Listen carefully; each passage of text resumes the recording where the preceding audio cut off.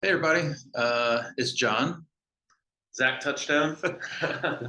Welcome to this quick update announcement. Not really much of an announcement, more of a checking in with our fellow managers out there in the youth soccer world. The season has begun, and we thought it'd be a good time to check in with everybody and just maybe offer a few quick tips from the Manager's Guide to Travel Soccer, which you can download on our website. This is free. It's a 34 pager. Some light reading for the times when you just can't stop thinking about soccer and your manager. Section 3, finding and registering for tournaments. So we are kind of in the season. We just had our endless summer event last weekend. Yep. Everything went good? Yeah, it went great. First event of the season, first year event with us. Yeah, everything was positive. As the season's progressing, tournaments are filling up. And if you're a new manager, you're probably like, man, I was told to get into this event and it's sold out. Yeah. Or I was told to get in this event and for whatever reason, it's not letting me register because they're on a wait list or things like that. So let's talk about that just for a few minutes. So SoldOut Events, what do you do as a manager? Yeah, so, first and foremost, and this is, I'm going to kind of, go back a little bit here, but we send out these announcements early, and you guys will get one next week for spring events. But we sent out messages in April and May about fall events just to get registered early. You don't have to pay; just hold your spot. They do sell out. Events are selling out. So if you were unable to get registered early and find yourself in a situation where you are waitlisted, message the director. See what the odds are. See if the event is at a maximum or if they do have room in some brackets, because sometimes that is the case. So first and foremost, I would say reach out to the director and then, start to kind of develop a contingency plan, if you're going to miss out on that event.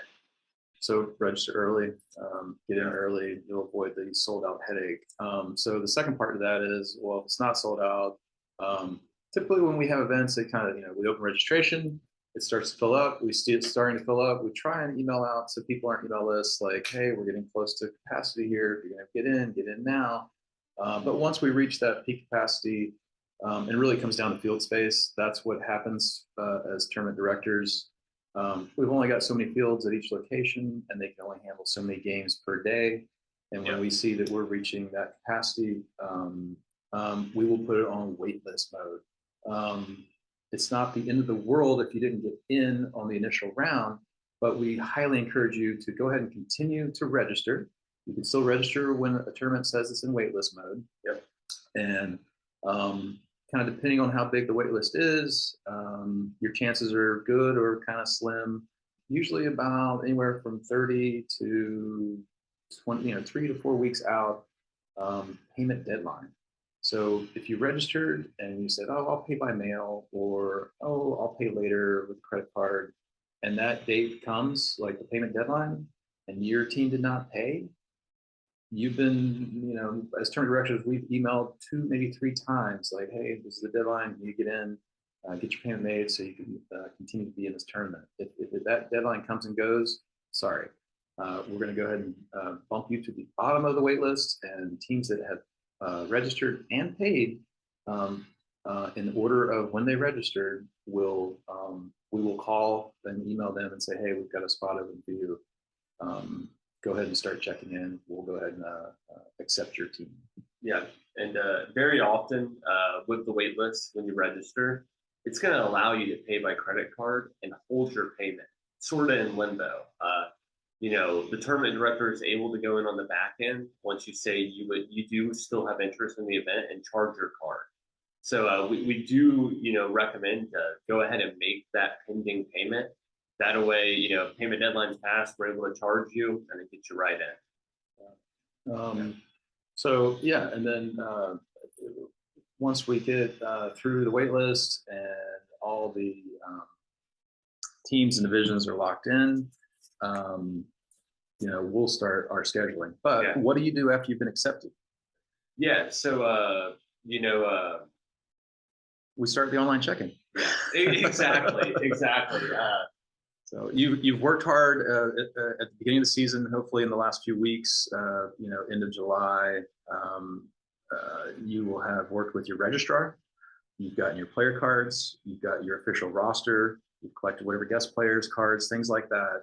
As soon as you have all that, go ahead and check in. The sooner you can check in, the better. You'll save yourselves. Don't procrastinate. Just get it done. If you're a great manager, you've got all that stuff.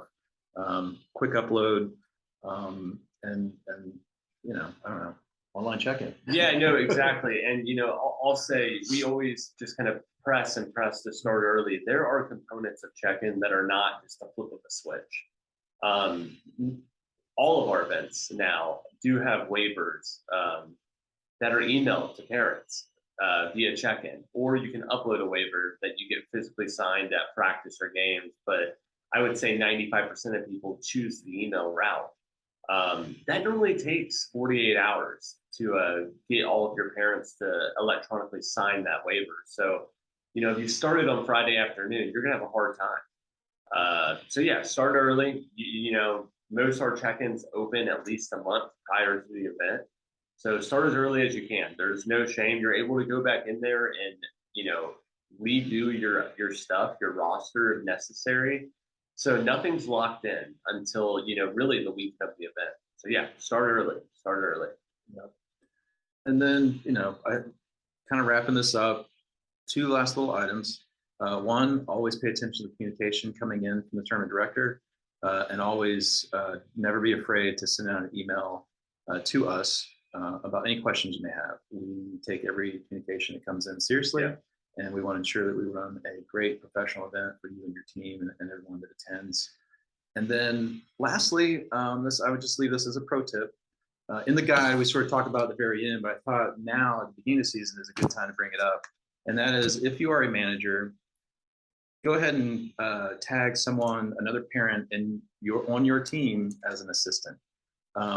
It's best to do that now to sort of set the precedent that you may not be available to be there on tournament weekend. Things come up, life gets in the way, maybe you got a new job, whatever. So it's best to go ahead and get an assistant now, and more importantly, talk with your club registrar and get that assistant carded. If they are not carded, they may not be able to represent your team in an official capacity. And we try and work with everybody, but rules are rules. So if they're not carded, they can drop something off or things like that at tournament headquarters. But if serious matters come up in an event, we have to talk with an actual representative that's carded that can represent the club and the team. So yeah, and always, say something were to happen, your coach had to, bail out because of anything. Maybe he's got conflicting Sunday game times. The manager can step in and be on the bench, but obviously the manager is carded. They've done all the appropriate background checks, everything like that. I do want to leave with one little thing, and it kind of goes hand in hand with the communication. Like John said, we get lots of communication and we respond to all of it. There are no dumb questions. But with that being said, you have to make sure you're getting the communication.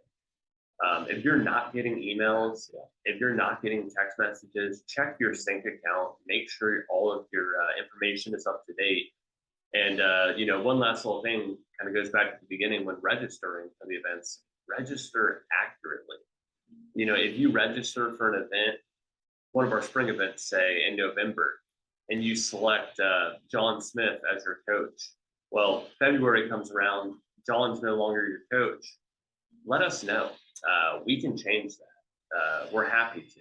We want everybody on the team to be getting our communication. Furthermore, if John coaches another team, that's going to help us, deconflict his games. So if any information changes, let us know. We can update it and just make sure you're getting the communication. Yeah, good point, Zach. All right, y'all. That's update from Snap Soccer headquarters. Love it. Good luck this season. We wish you much success, and we'll see you on the pitch. All right, later on.